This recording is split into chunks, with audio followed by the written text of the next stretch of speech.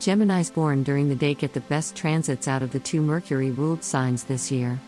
This is because Jupiter, your luckiest planet, will be able to support your Sun or Ascendant throughout the whole year.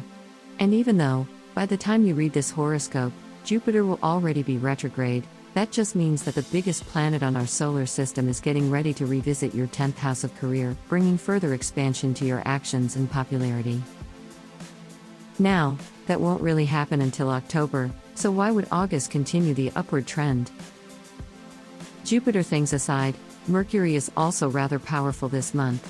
And the good thing about Mercury is that it is a neutral planet. So whether you were born during the day or the night, having your steersperson, as they be called in antiquity, in good condition means that you too are on a game on sorta mood. As soon as the 4th of August comes around, Mercury will enter your 4th house of foundations, completions and home life.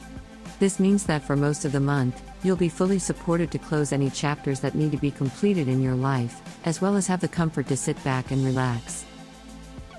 With that being said, Mercury in your 4th house is not necessarily restful. After all, this is the fastest planet in our solar system, so when Mercury is feeling good, they mean business. Since this is happening within the context of your house of domestic life, you're likely to spend a lot of your time creating comfort instead of enjoying it. This is the month for you to get organized and set yourself up for success. The leisure will come later. Another way this transit can manifest is also through your relationship with your father or fatherly figures. Generally, Mercury is said to be the defector significator of friendships, so August also holds the potential of getting closer and friendlier to any fatherly figure in your life. Now, despite the month being full of good news, you still have to prepare yourself for something, especially since this is a month that will last for almost half a year. This is, of course, Mars' ingress into your 1st house on the 20th of August. The reason why Mars is staying in your 1st house for so long as opposed to its regular 2-month-ish stay is that he eventually will retrograde in Gemini by the end of the year. So even if the retrograde is not officially happening this month, you might want to stay alert to things that might arise from the 20th onwards. Because this is your 1st house, things like fevers, irritations or swelling of your hands and fingers can be a thing to be wary of, especially if you're already naturally prone to these sorts of ailments or if you have Mars in Gemini. Gemini is also responsible for the respiratory system, so you might want to go to a preemptive visit to the doctors.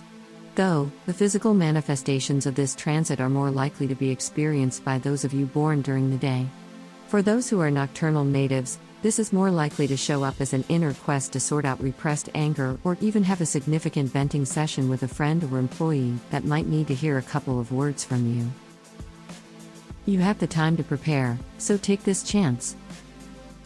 The lunations of the month are also rather interesting for you. The full moon in your 3rd house promises to highlight some limitations involving your adventurous spirit.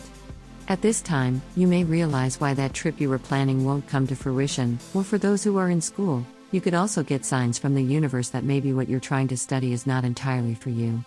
Those born during the night could be more prone to resisting these limitations, but my advice would be to relax into it and look for alternate options.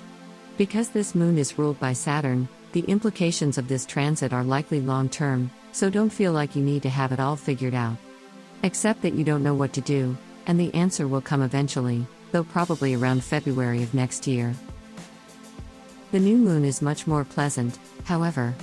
This is because it happens in your 4th house, where your sign ruler is exalted. Unfortunately, they will have moved away from that house right on the day of the new moon, but that doesn't prevent you from still making the best out of this situation. The lunation could almost act as the grand finale to your Mercury in the 4th house transit. Take this time to enjoy the fruits of your labor. Mars will already be in your 1st house by then, which can make you somewhat overly action-focused, so it's essential to take a seat back and appreciate the work you've done so far. That doesn't mean you have to stop doing everything you're doing, but a moment of gratitude goes a long way. August is a bit of a mixed bag, but for a Gemini, a mutable sign, that feels like home. Good luck, Gemini.